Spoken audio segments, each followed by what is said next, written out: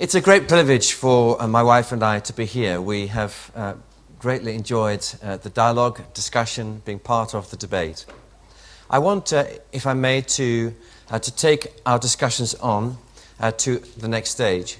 I want to use the example of sustainability and how our world is responding to this really important issue as a way of thinking about the common good and how we can change our world, our entire world. Okay, so that's my agenda. It's very simple. And in doing that, we will consider the $40 trillion green technology boom and how this is playing out for the common good. Okay, so we will look at an alignment of moral force, of economic logic, of business requirement, and of political will to change the future. And I believe that if you think about sustainability as an issue, of course it is about the common good, isn't it? But it's only part of the common good, because it doesn't talk, for example, about child labour. It doesn't talk about social justice. It doesn't talk about the health inequalities in the world. But it's a start, and it's a good start. If we can bind 7 billion people alive on the world today in one single cause, which is the protection of our planet and the correct use of our resources, then I'd say we have made a good step towards a more general common good. I began my career as a physician looking after people dying of cancer at home. I then became involved in another illness, HIV, which was killing many people in my country. And my wife and I began a foundation in our own home in 1987 as a result of seeing people dying badly, really badly, in our own national health system. And we began to train people from churches, from all denominations, in our local part of London to be the hands and the feet of Jesus himself, to do what doctors should do, to do what nurses should do, and to show love, compassion, and understanding, and at the same time bring a life-saving message into schools. And that movement grew very fast. Soon, within 2 years, we were in Uganda, Romania, Thailand, and now today we are in more than 20 countries. I learned 2 things. This was before I got involved in consulting. Today, I can fly in 1 week from an event with Google looking at their future of digital world, and then it might be the following day with ExxonMobil looking at the future of energy, and 1 day later with the European Commission looking at the future of leadership. But back in those days, my world was different. I learned 2 things. Firstly, life is short. And life is too short to do things you don't believe in. Put your hands up if you think that's true. And the good news is this, that every corporate audience I speak to, in every part of the world, I ask them that question. Put your hands up if you agree with that statement. Life is too short to sell things you don't believe in. Life is too short to work for a company that destroys the planet. Life is too short to sell shoes made by children. Put your hands up if you agree with me. And everybody does. I say that to encourage you that already there is a sense of common good. Sometimes people have come up to me afterwards and say, you have just destroyed my career. Sometimes people come up to me 2 years later, 3 years later. They say, I want to thank you, and I'm also cross with you, because 1 day after you spoke, I put my hand up. The following day, I resigned. Why? Because I realized life is too short to do things you don't believe in, and I want it out of the company, out of that industry. And now I'm back in the industry, in a similar company, but we're doing it right. So life is too short is an important concept. And the second thing I learned is this, that if you touch the passions that people have, all the passions, they will follow you to the ends of the earth. How do I know that? It happened by accident. My first book was about this first person I saw who was dying so badly of AIDS. It was called The Truth About AIDS. As a result of that book, events began which I lost control of very quickly. Programs started all over the country and then all over the world by people sometimes I had never met, I had never spoken to, never trained, and I certainly wasn't leading.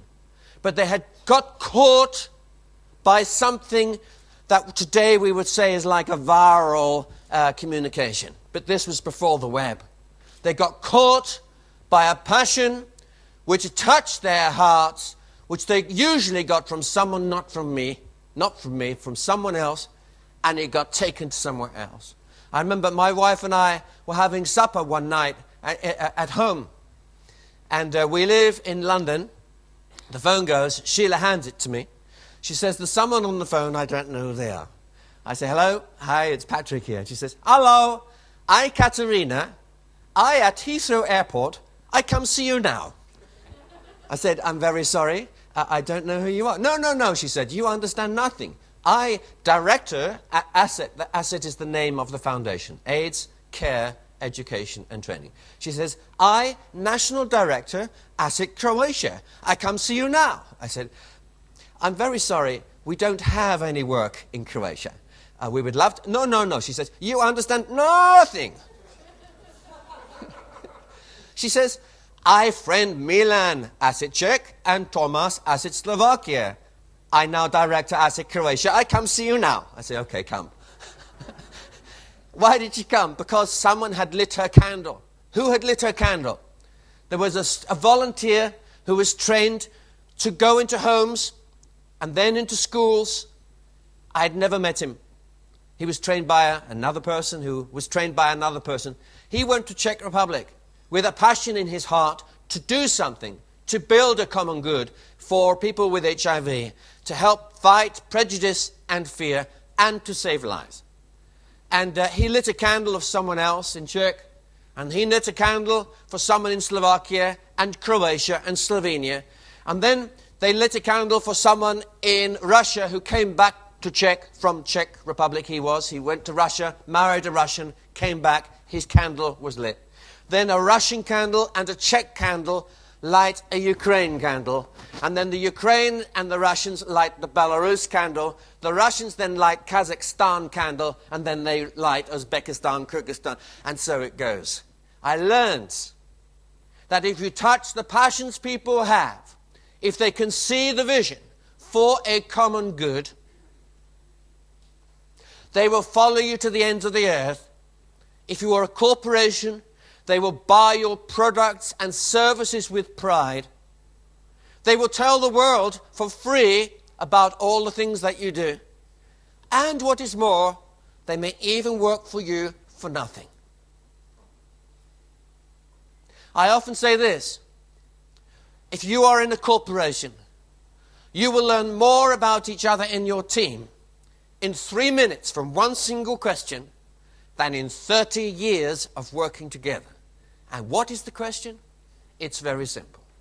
Tell me about what you do for nothing. Not what you get paid to do. Not the things you do for your family or your friends, but what you do for nothing. And someone might say, I'm too busy, so I've outsourced it. I give money away and someone else does it for nothing. But what do you do for nothing? And I often ask, I say, put your hands up. I know the answer here, it will be high. Put your hands up. I say there's corporate events all over the world, in the European Commission, wherever it is, in government, everywhere. I ask this question, put your hands up if you have given something for nothing. You have given part of your life for nothing in the last year. It might be that you swept the snow in Zermatt from outside the apartment of a woman who broke her leg last year. She's 83, and she slipped and fell last year in the snow. And every year you clear her snow. It might be that you work in a church or as a volunteer, as I do, or in a synagogue or a mosque. It could be that you are on the board of a local foundation of some kind. It might be that you visit people in hospital to bring them a smile. But put your hands up if in the last year you have given some time to something you believe in. And most people put their hands up, and the rest say, I was too busy, but I gave some money instead. So I learned these two things. Life is short. Passions are powerful. And if we touch these things, then I believe we will find the common good is all over the place. It's right around us and inside us. Here is another thing. Before I come on to SustainAgility, here is another thing I asked people. I say, you might be the board of a large corporation, one of the largest corporations in America. I ask you this question. I say, every one of you, now I want you to take a piece of paper. I want you to write down what it is that you want to be remembered for when you die. This morning you may have heard the bells. There was a beautiful funeral taking place outside of this hotel. A long queue of people. I imagine someone very well known in Zermatt died this week. And I was moved as I saw all of these people. And I wondered, what would he want to be known for in the speech that is taking place in a hotel right now? What would he want his great-grandchildren to be proud of in the years to come? And you know, people say always the same thing. They want to be known for, well, they want to be known for doing good. For doing good. They want to be known for the common good. They don't want to be known for just looking after their family. They want to be known as someone who believed in society, who made a difference to people that they worked with, who took time to listen and to encourage, people who were always fair and just, but also compassionate. People who had that sense of a greater good. People who were propelled by a sense of mission, who knew that their place was to make a difference in society. Someone who was inspiring to a younger generation. These are constant themes. I hardly ever hear anything else. This is because I believe the spirit of a common good is genetically engraved into the human heart. Which is why it is that Zermatt is not alone. We are just part of a global movement of people who are struggling to see how we can transform the world. I want to look at the 4 circles of the human heart just briefly, and then we'll see how this plays out in terms of sustainability. Here is a circle, and this is something that emerged as a result of my work with corporations. I began to think, is there a simple universal principle that underpins all human behavior, all human motivation? Is there a single phrase that we can find that is the basis of every mission statement, of every noble aspiration, of every leadership promise, of every government manifesto? I believe there is. I started to think about individual human beings, the baby or the self, the individual, the first circle of the human heart. We have 4 children, and as they have grown up, we've tried to encourage them not to think about themselves alone, but to think about family too. So you think about other members of the family. You don't make a mess on the floor because your mother will have to clear it up, correct? And then you find that they go into the neighbor's house and they make a mess on the neighbor's floor. And you say, no. We need to understand there's another circle here. Actually, there's community too. We want you to understand that actually we take care of yourself. We take care of your mother and the others in the family. We also take care of our neighbors and our friends.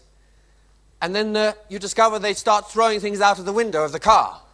You say, hey, and you stop the car, you get the child out, they run back, they pick up the litter, you take it away. You say, no.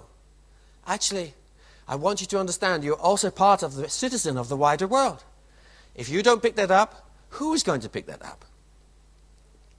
And so we ask, as part of maturing of human beings, for them to develop a vision for the 4 circles: self, family, community, world. Correct? Isn't that what parenting is all about? Put up your hands if you know what I mean. Okay, if you have children, you know what I mean. This is basic parenting, is it not? So therefore, how do we know that we have succeeded in parenting our children? Because they understand the common good. That is, in a way, the definition of parenting, isn't it? That they have become good citizens. That they are good people, a good husband, a good wife, a good friend. They're good workers. They respect the community in which they are. But they have that understanding of responsibility for the wider world. So they don't drive past if they see someone who's just been knocked over by another car off a bicycle. They stop because they are genetically programmed to stop, to get out, to lift this person up, to call the ambulance. This is what we want our children to be like, isn't it? That is part of the maturing. And of course, you could say, yes, but the world isn't like that. Our world is full of people who are really quite different. And it's true that your experience may be that an awful lot of people have not got the common good. This is the great S. And there's this tiny fragment which is F for family. And community is there and world is completely invisible. Now, such people are very unpleasant to have living in your house. But I have to say, in my experience, these people are difficult to locate. They are difficult to find. They're mostly in prison. Okay. Now, what I just want to understand is this. These 4 circles, what's the key motivation within them all? I want to suggest to you, it's a single 4-word phrase. And this single 4-word phrase describes the common good, and it is the basic of all human activity. I set a competition. I started testing. I thought it couldn't be this easy.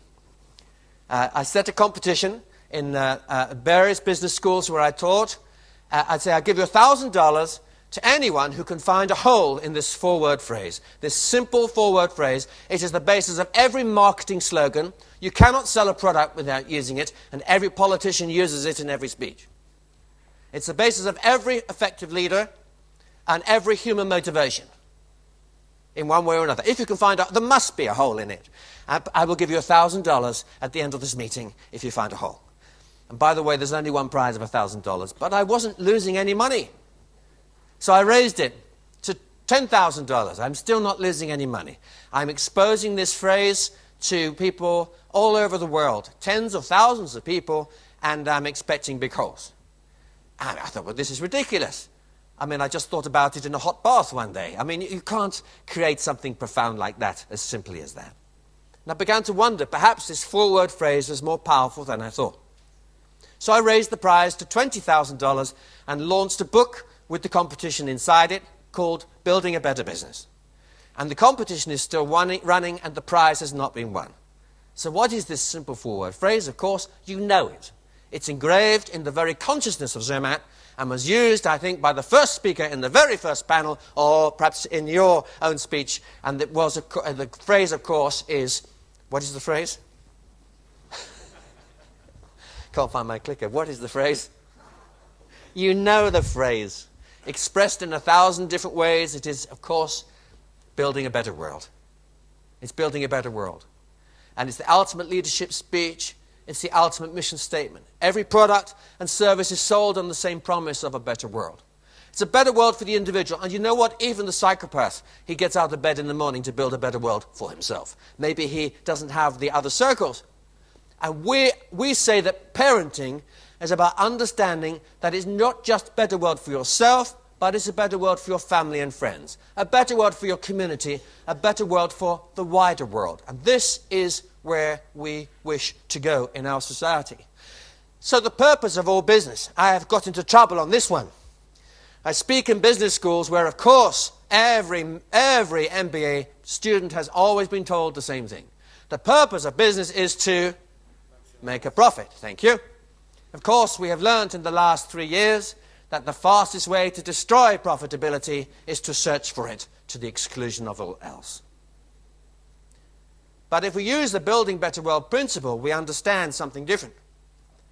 Every product and service is sold on a promise, the promise of a better life. Come to Zermatt Hotel and you will have nice food, nice views, and a comfortable room, correct? Buy Kit Kat, chocolate. Why? Because it's always the same, and it's always safe, it's always delicious. come to our company for a software solution to sort out your payroll, because we will deliver on time and you won't lose your job. Building a better world. Every product is sold on a promise. Therefore, the moral purpose of every business is very simple, which is to deliver on your word. If you have said that the software will save me from losing my job and will work, then make sure it works. If you sold me a car that you say is safe, make sure the brakes work. If you sold me some food that is supposedly safe, make sure it doesn't poison me.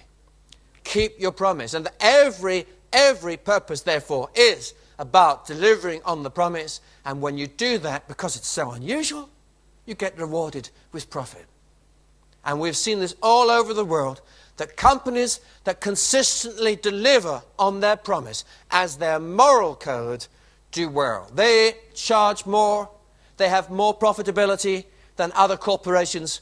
Why? Because they deliver exactly what the customer is looking for, and usually more. So all sales based on a promise. The purpose of business is to deliver on the promise. Profit is your reward for doing so. Now, how does this work out in the world of SustainAgility?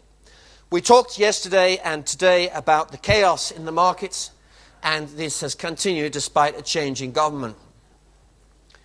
The problem of the European Union, of course, is leadership, as we looked at yesterday, and the lack of any sense of common good that is powerful enough to drive us through to a solution to the current crisis, other than temporary fixes using economic tricks.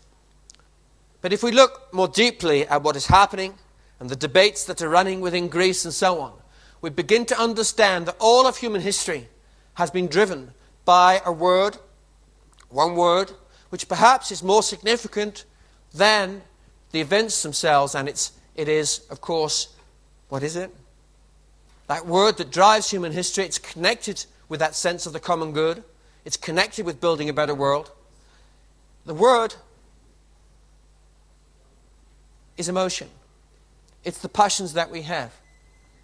If you think that the First World War was an emotional consequence, it was a reaction to a single bullet, a single death, and led directly in some ways to the Second World War. If you think that whether Greece stays in or out of the euro, I promise you, is not an issue of economics. It's an issue primarily of emotion. And whether Germany agrees to printing a whole load more euros, yes, the economic issue's there, but it's also an emotional issue. Because in Germany, of course, there is a powerful memory of what happened in the early 1920s through printing money. And the fear of hyperinflation destroying our world again, or leading to great challenges again. Emotion is fundamental to understanding the future. And as I say, if we tap into the emotions that people have, they will follow us to the ends of the earth. Now, the reason why this is important is because of attitudes to sustainability. If you want to know where corporate policy is going to go on sustainability, if you want to know where government legislation is going to go, don't look at the science alone, don't look at the technology, look at emotion.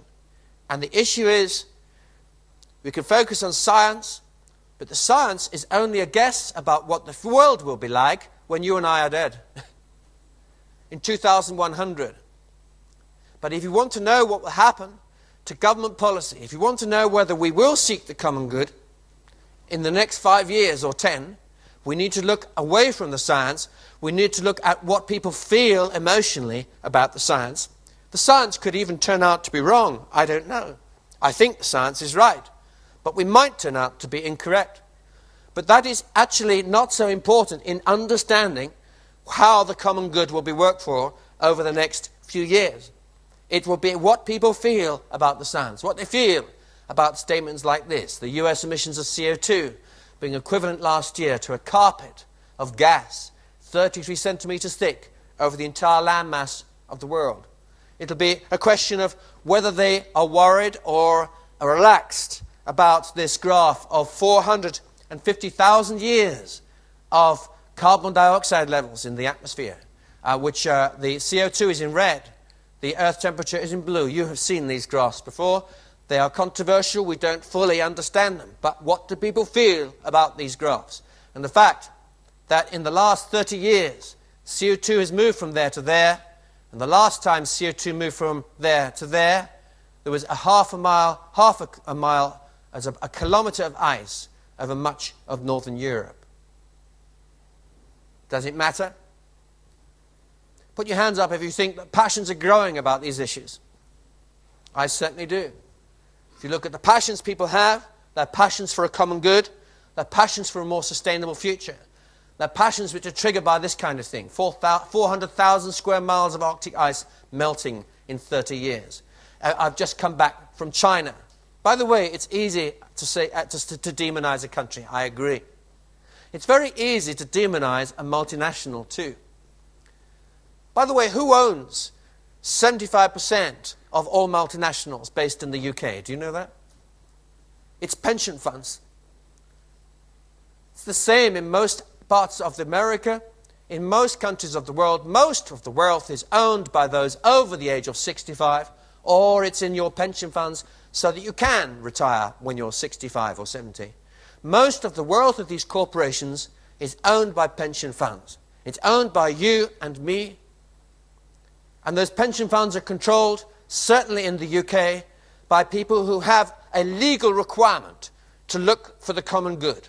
They are required by law. Investors will be put in prison if they do not follow the common good principle in the way they invest those pension funds. So it is easy to say, oh, what we need is just social enterprise and all big evil multinational corporations are only interested in profit. I tell you, for me, this is lazy thinking.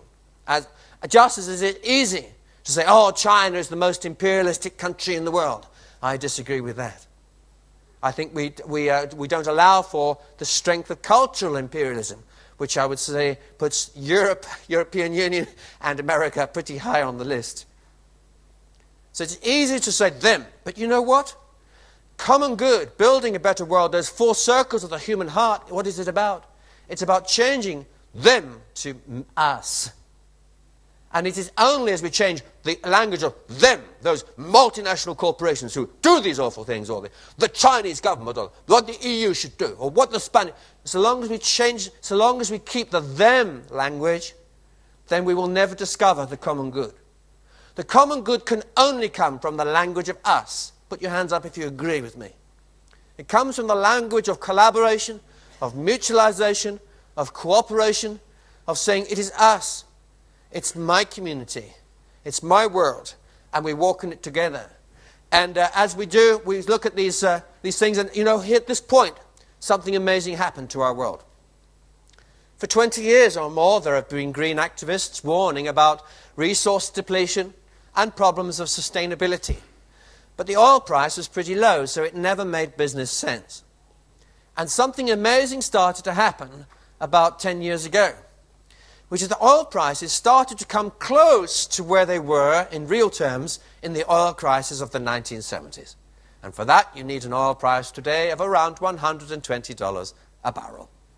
So since the 1970s, oil has been cheap. And it is now becoming as expensive as it was. And I thank God for that. Because with every dollar the oil price has risen above $75 a barrel, my alternative energy friends have started to make money. And with every dollar that the oil price has risen above $100 a barrel, my energy skeptic friends, my climate skeptic friends, the ones who think that climate science is complete rubbish, the ones who belong to huge oil companies that don't seem to take this terribly seriously, the ones who think that this is the greatest scientific nonsense that has ever been forced on humankind, you know what? They all become green activists overnight. Everyone gets there in the end, so long as the oil price is around $100 a barrel or higher. And today I think it's, well, close. Unfortunately, it's just around 198, 99, but it's still more than 75, so we're okay. And so what we've begun to see, and this is a powerful lesson for how we can prove the common good as an issue more widely in our society. We have seen a perfect alignment between economic forces, political forces. For instance, with the oil price being so high, American foreign policy has suddenly been moving to energy security, not just to reduce carbon use, but to reduce dependency on Saudi Arabia, on Syria, on a whole load of other countries. So we have government alignment, economic alignment, innovation alignment. We have the bottom line of corporations alignment. And we have consumer alignment, because they are looking for better prices and they also want to save the environment.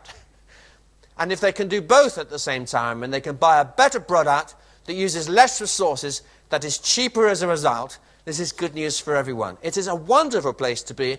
It is very, very exciting what is happening. And it's happening at astonishing speed. And let me just give you an example. For years, there has been a big quarrel in meetings like this about how much subsidy governments should be giving to solar power, okay? They say, for the common good, governments should be subsidizing solar power more, and they should be putting a big penalty on coal-fired power stations and all this kind of stuff, okay? At the moment, we're still in the middle of that debate, but let me tell you a spectacular piece of news. As I say, we've just come back from China.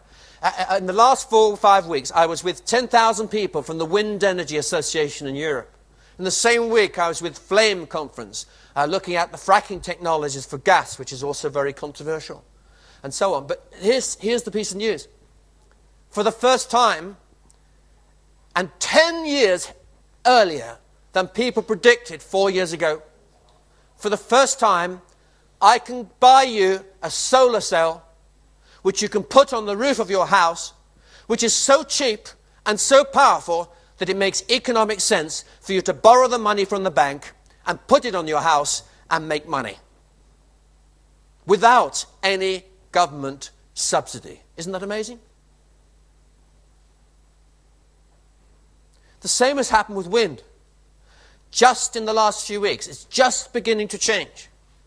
I think in the next 5 or 6 years we're going to find there's no more energy subsidies necessary for wind either. That's why you see governments in the UK and elsewhere, they say, we're going to slash the subsidies. It sounds like a cut. It isn't. It's just the economic reality. Why would you pay a subsidy to people who you think are going to make an enormous profit anyway out of wind without any help at all? The latest wind turbine blades are over 100 meters long. Huge. I know there are issues about where you put them. I'm just saying the technology is astonishing. Here's another one. Moving power across borders. I'm taking part in a conference with one of the companies that has engineered new grids. These grids allow us to power the whole of Moscow from Algeria with almost zero power loss.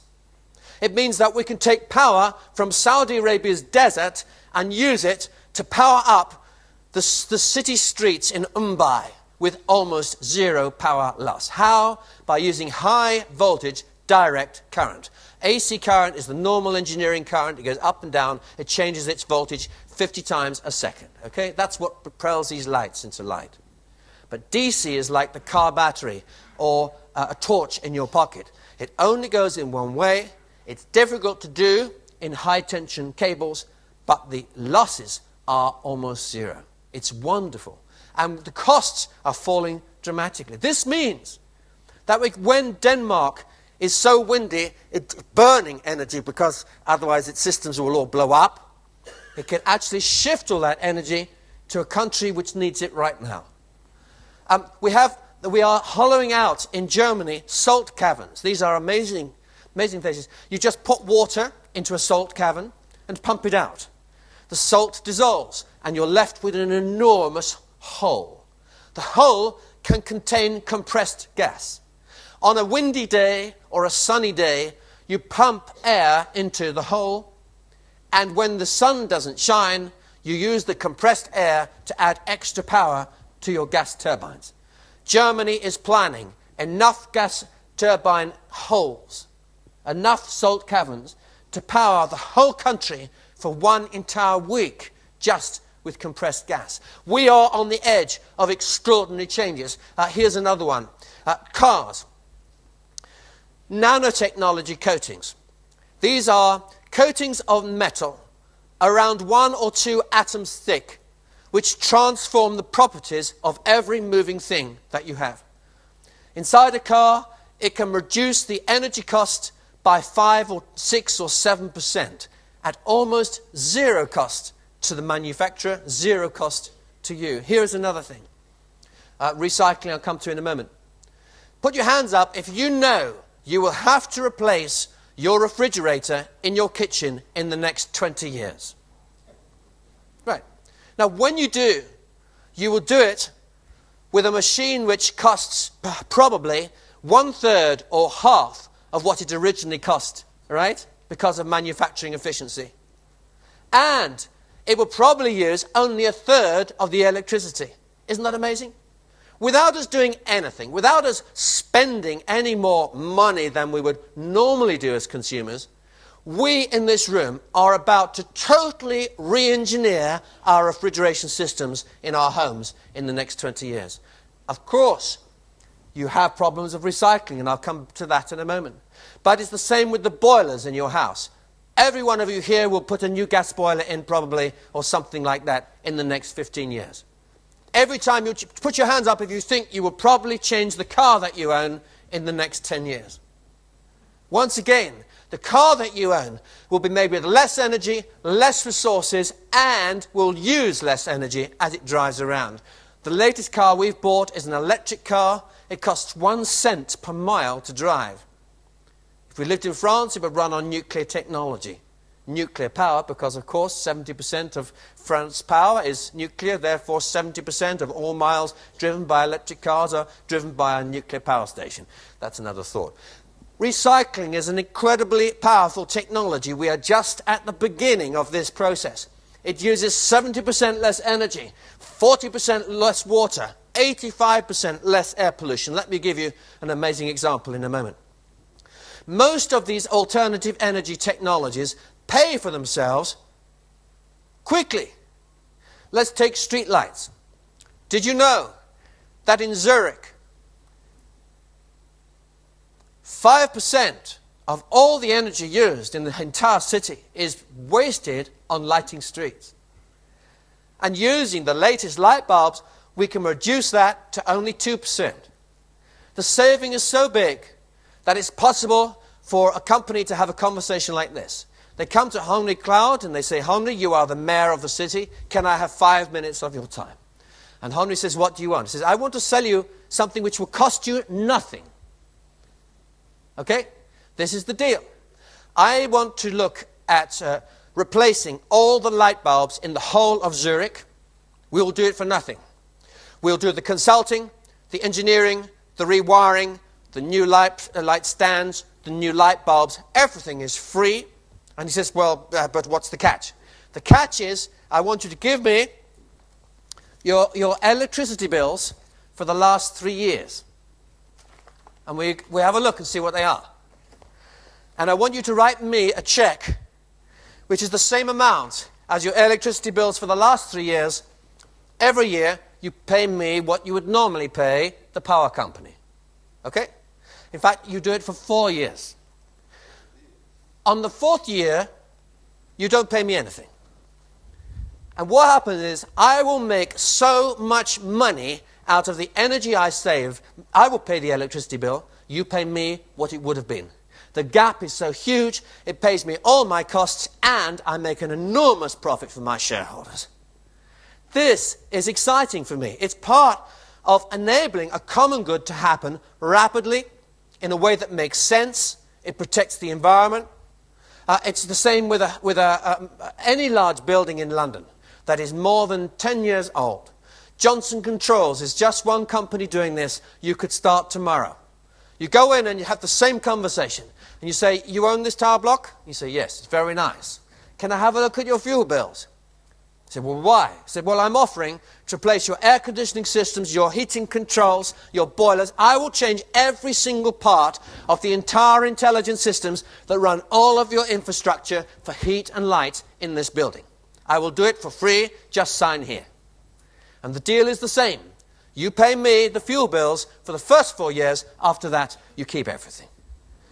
I'm just saying we are on the edge of an explosion.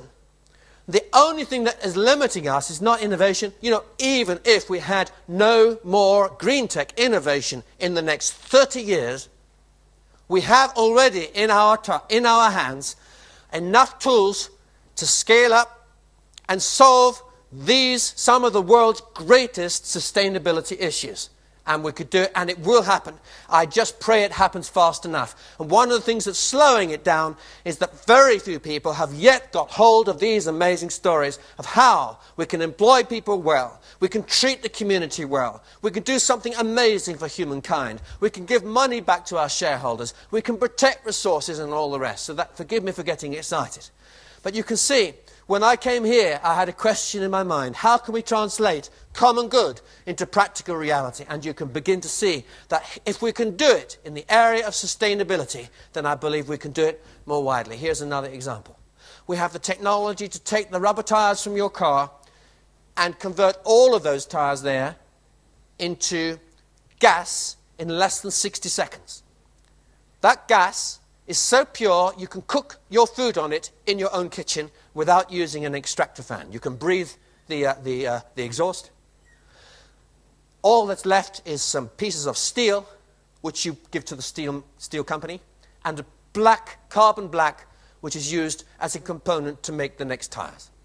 It's an elegant solution. It generates so much energy. It pays for itself 10 or 15 times over. And even more amazing, people pay you to collect their tires and take them away because it's waste. So here's another one, and I'm nearly at the end of this. Power and food. This is a lovely story. This is an example of the kind of crazy innovation that we are seeing in green tech. And it's an example of common good. So here we have British Sugar make sugar. How do they do it? They cook sugar. That requires power. So instead of buying expensive power, they decide to generate their own power. So they go and buy a gas turbine from General Electric. They connect it to the gas, and they create power and a lot of heat. They collect the heat to cook the sugar. Okay? Fine. Then they have another idea. We've saved money already on the electricity, and we're using some free heat. Let's use the gas. Out of the back of this huge jet comes warm carbon dioxide and water vapor at hundreds of kilometers an hour. So they put a huge pipe on the end, and they run the pipe 2.5 kilometers into Europe's largest greenhouse where they grow tomatoes. And the day they connected the pipe to the greenhouse, an amazing miracle of nature began to happen. The tomatoes woke up.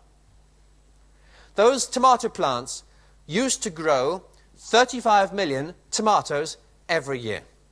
But this year, they grow 70 million tomatoes. In fact, I am pretty sure that some of the tomatoes you may have eaten today for lunch they were built from carbon that came from the exhaust of a gas turbine used to generate electric power for British Sugar. I love that as a solution. So British Sugar is in the business of electricity generation, yes. Renewable energy, yes. Growing tomatoes, yes. It does wonderful things to the image of the company. It protects the environment. It saves them money. The accountant gets it. The politicians love it. The local community celebrates it. People queue up to work for the company. They're motivated and full of passion. It's great, but watch out, because it's not all good news. And inside sustainability, there are also terrible, terrible environmental crimes going on. I use that word. It's quite a strong word, but this is one example. Last year, 30% of all grain grown in the United States was burnt in vehicles. Does it matter? It might. I gave a lecture in 2008-2009 to a whole load of generals and others from the US military and the Pentagon, people responsible for the national security interests of the United States of America across half of the entire world landmass. And one of the issues they had was this: where will tomorrow's tensions come from? What could trigger tomorrow's wars? And how can we reduce these things? And this is an issue that I raised. Why? Because in 2008, something happened to the price of food. And in 2011, it happened again. Food prices spiked very seriously. And you know the lesson of history? When food prices go up, governments go down. It leads to revolution. And we saw in 2008 riots on the streets of 31 countries and one government fell. Last year, and over the last 18 months, once again, we saw food prices spike. The UN's own food security experts said that they believed that 70% of the food spike was caused by burning food in vehicles, or even worse, in planes. You see, the moment you do that, you create a common market. This is common bad, not common good. Because food is now in the same market as oil. So if oil prices go up, then food prices go up. If oil prices go up, land prices go up, forest prices go up, fertilizer prices go up. There's pressure on the entire agricultural system. And of course, if you are working as Asset is with, say, feeding orphans in Zimbabwe, you're working with communities where 70 or 80% of their entire income in a crowded city is spent buying food. When the food prices go up by 70%, the parents go hungry and they cannot feed their children. The next thing happens is they start selling the furniture in the house converted into food. They sell the cooker in the house converted into food. They even sell the saucepans that they put the food in and convert it into food. And when you have run out of clothes and furniture and saucepans to sell, what do you do next to get your food? I'll tell you what you do next. You go into the street with a whole load of other people who feel desperately angry at seeing streams of people go past in bullet-protected limousines with dark glass who live in very fat and affluent lifestyles, and you start throwing stones. And you start throwing stones as an act of protest. You start turning cars over and setting light to them in the hope that someone will listen to what is happening. And when someone breaks a window and your child is hungry, what do? The answer is you go back home with food that was taken from that shop. And you know, we've seen those kinds of riots happen across the world. There are some who believe that Arab Spring would not have happened if food prices had remained low. So these things connect together in our world. What it means when we add these things together is this. I come back to the ultimate leadership speech, and with this I will close.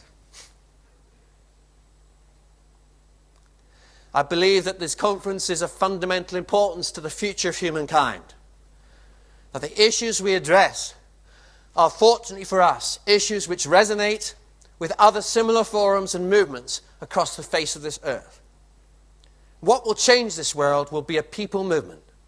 It will be men and women of courage, faith and vision, perhaps, who align themselves together as something that goes viral, like Asset did in a tiny little way, but something that goes really viral, and something that finds a way to connect economic, political, social, and investors and customers all together in one common good.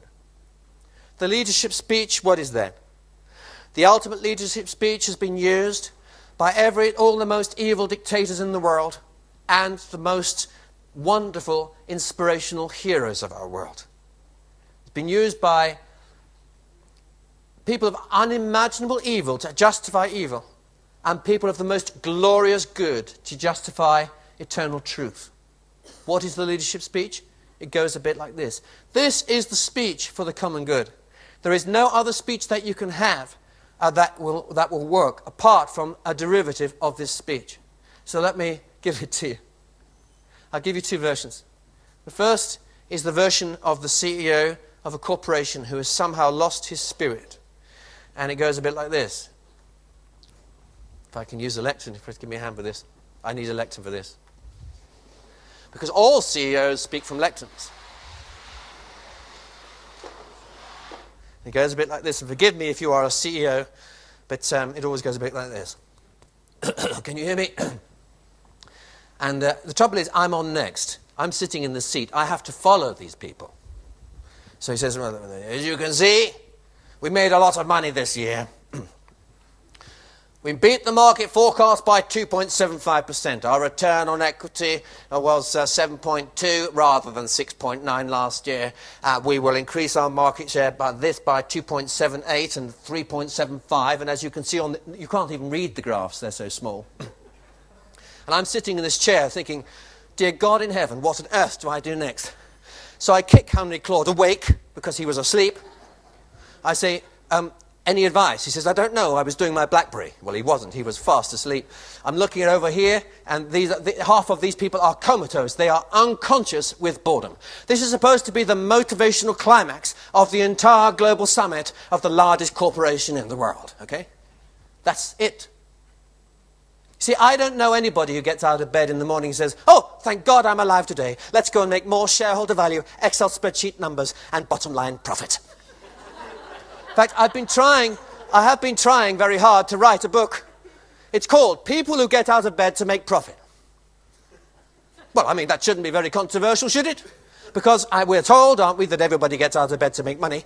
Actually, it turns out not to be true. I have not had a single nomination for my book. The book is unwritten, and I think the contract will be cancelled. What happened? The CEO is appealing to people who do not exist. They are ghosts in his mind. And actually, you ask him over a glass of wine that evening, and you find where is his passion? You find that his wife died of breast cancer last year. So he's climbing the Matterhorn this summer as part of an exercise to raise awareness of breast cancer. Because he buried his wife in the churchyard last year of that condition. And that is something he feels he wants to give his life to. You know what? He may not even be CEO next year unless he makes his numbers. The life expectancy of a CEO in the UK is 3 years only. If you don't make your numbers for 3 consecutive quarters, you are gone. So please don't expect him to have a deep emotional attachment to the corporation. He cannot. If you talk to him about his real passion, it will be somewhere else. So the speech he made was nonsense. He didn't even believe it himself. Now here's a better speech. This is the political version of it. And then I'll show you how it works for a corporation. And then with that I'll finish. And forgive me, but you have to imagine a whole football stadium of 45,000 people here, okay? Because this is the speech, and I promise you, if you analyze every leadership speech that has ever been made in history, this is the speech. It's follow me, because together, I believe. Don't laugh, this is your speech too. You'll be laughing at yourself tomorrow. In fact, you're already laughing at yourselves because you signed the statement in the foyer. Okay, so don't laugh, this is actually quite serious. Together, I believe we can build a better kind of future. For you, for the people that you care about, for your family, for your friends, for the people in the neighbourhood, the streets where you live, in the factories, the schools, the universities, the offices of this land, every street, every part of this wonderful nation. I hope, I pray that together we can build, I know that we can build a better kind of future, not only for our nation, but for our wider community, for our global world, for our future inheritance. Together we can build a better kind of future. I want you to join with me, hand in hand, voice with voice, factory by factory, office by office, as we build a common good and we understand what it is to be citizens of a wider world for a better future for all of humanity. And I thank you very much. And if you're American, forgive me, something gets added. In God we trust. And then finally, and may God bless America. Thank you very much. Now, of course. Now, forgive me. Actually, Tony Blair wants to add that as well in the UK because he also believed it was true. But he was told by his advisors that we don't do God in the UK, which is a pity. But more seriously, how does that translate? How does that translate? Suppose you're the chairman of HSBC and you just made a lot of money as a bank. How on earth do you translate that into a speech about the common good? I'll have a go. You don't do the speech, the normal one. You say, ladies and gentlemen, I'm proud to announce today that we have made record profits and that our share value has increased by 14% over the last 6 months. The reason why I'm proud about that is because I want you to know that I lie awake at night thinking about one thing, which is the pensioners of tomorrow and our unfunded pension liabilities and the economic chaos that is following because we do not know how to look after the older people in our country. I want you to know that 3/4 of the value of the stock which I manage is owned by pensioners of this country, and all of you own this stock. I want you to know that 7% of the entire value of every pension fund in this country is my stock, this stock. And I lie awake at night every day wondering how to protect that enormous weight of responsibility and trust. And that is why I'm pleased to tell you that we have defied the market, that despite the market going down by 14%, our stock value increased. I'm making this up, of course. Stock value increased by 14%, and it doesn't stop there. The other thing that I lie awake at night about is this. It's not just the protection of the wealth of future generations at a time when it's very difficult to know what on earth to do with the money that we have, other than keep it under a mattress. But I'm also deeply concerned about the poverty in this country, especially amongst people who can't afford to work and haven't got the strength to work. They should have retired a long time ago, but they can't afford to do so. And it is my job to not only protect their financial future, but to provide for them in their financial present. And I'm pleased to tell you that we are making a record dividend this year, and we intend to do the same next year and the year after, because we know that there are many people in this country who simply cannot wait. And that is why we've protected the profits. And I want you to know it's been very painful for us to do that. We've had to make huge redundancies. As you know, we were heavily criticised. We made 14,000 people redundant in one area alone. We moved a whole load of call centres to India. We were very criticised for that too. I want you to know why we did it. We did it because it was the right thing. We did it to save money. Why was that? Because it wasn't our money we were saving. It was your mother's money. It was your pension fund's money. We have a responsibility to be efficient and good stewards of the money that we have. And I want you to know that we created jobs in India wherever we went. And wherever we've opened a call centre, we've opened clinics and schools and low-cost housing, and we're committed to social equity in India, working in partnership with the local government. I'm proud of every call centre we've created there. And where we've had to make losses, and it's been painful to do so, we've had a big social responsibility to re-engineer careers, to provide advice, to get behind people, and do all we possibly can to ease that transition into the next phase of their lives. So it's not been easy. These are difficult times. But I want you to know too that the reason why we've been profitable is because we put our customers first. Our service has been absolutely outstanding according to all the surveys. The viral networks have done the selling for us. We are trusted as one of the few banks that's going to be here to stay. They trust us that we keep our word. I want you to know too that the future wealth of this country will be small businesses, small enterprises, social enterprises, call you what you like. And this year, we personally funded and we advised over 500,000 people in the setting up of their own businesses. And we made business loans to help seed the creation of over 150,000 new companies, which we estimate are now employing 1 million people across the face of this country. I'm proud of what we do. Countries need banks. Banks are as important to our security and our future as the National Health Service and as schools. And I know that from my work in Zimbabwe. When you see people who are unbanked, who keep all their wealth under their pillow, who don't know whether the bank will survive or not, who don't know whether if they make a transfer to their mother, the money might not be stolen in the banking system. I tell you, we need banks. So I'm proud to lead one of the best banks I believe that there is, and I thank you for your support. Thank you very much. Now, that is a Better World speech. And it's a speech actually about the common good. It was a speech, it laced in there, it was about social welfare in India, it was about a redistribution of wealth, it was about job creation in emerging countries, it was about putting things back, it was about being socially responsible, it was about treating people decently. And that, I believe, is our guiding principle. And as we do that, as we find ways to align economic, political, social, consumer, environmental, all of these issues come together, I believe that this common good movement will become part of a mighty, mighty people movement that will help change our future and redeem the present for future generations to come. Thank you very much.